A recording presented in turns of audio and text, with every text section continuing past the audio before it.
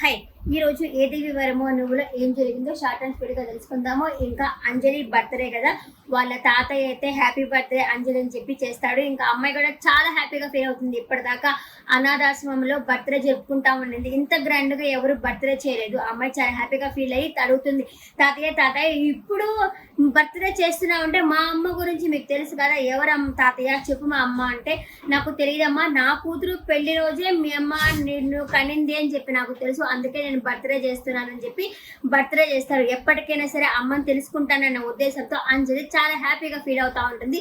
మళ్ళీ ఇంకొక సైడ్ ఏమో గీతాంజలి వాళ్ళు వాళ్ళ మ్యారేజ్ యానివర్సరీని చేసుకుంటా ఉంటారు. అప్పుడే పెద్ద ఆయనకి ఒక రాంగ్ కాల్ వస్తుంది అనమాట. ఆ కాల్ చేసింది ఎవరో మనకి ఇప్పటిదాకా తెలియలేదు. ఆయన కాల్ వస్తుంది. కాల్ వచ్చి హలో ఎవరు అని చెప్పారంటే, గీతాంజలి కూతురు అంజలి అని చెప్పి నాకు తెలుసు అంటే, ఎవరు నువ్వు అని అడుగుతాడు పెద్దయినా. నేనెవరో నీకు అనవసరము, అది తెలుసుకోవడం కష్టము, కానీ ఆయన గీతాంజలి కూతురు అంజలి అని తెలుసుకోవడం వల్ల నాకు చాలా యూజ్ ఉంది అని చెప్పి ఆయనైతే అంటుంటాడు. ఇంకా పెద్ద ఆయన కంగారు పడిపోతా ఉంటాడు. అక్కడికి ఇంకా వాళ్ళ వైఫ్ కూడా వచ్చి అడుగుతుంది, ఎందుకంటే ఇంత కంగారు పడుతున్నాను, నేను దాదాపు ఒక 50 ఏళ్ళ నుంచి చూస్తున్నాను మిమ్మల్ని, ఎప్పుడు ఇంత కంగారుగా లేదు, ఎందుకు ఈ రోజు ఇంత కంగారు పడుతున్నారు అని చెప్పి అడుగుతుంది.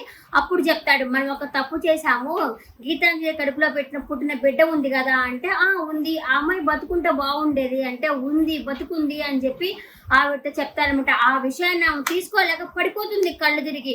ఇంకా అందరూ తీసుకెళ్ళి ఇంకా మనీష్ తీసుకెళ్ళి రూమ్లో పడుకోబెడతారు. ఇంకా ఆమెకి ఆస్మా ఉందనమాట.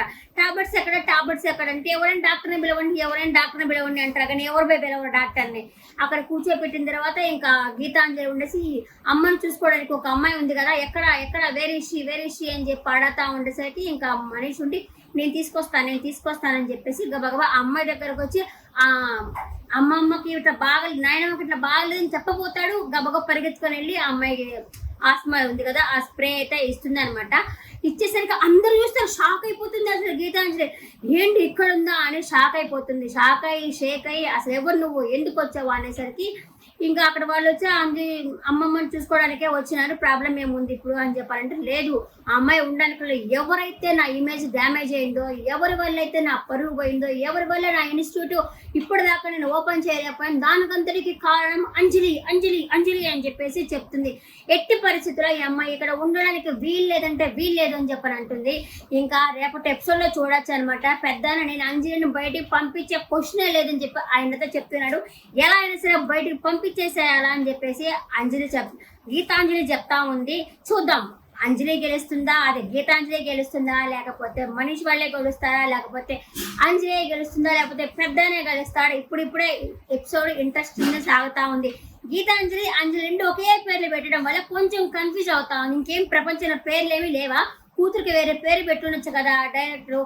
అంజలి గీతాంజలి ఒక పేరు చెప్పేటప్పుడు ఇంకో పేరు నోట్లోకి వస్తా ఉంది. సరే చూద్దాం ముందు ఎపిసోడ్లో ఏం జరుగుతుంది అన్న విషయం.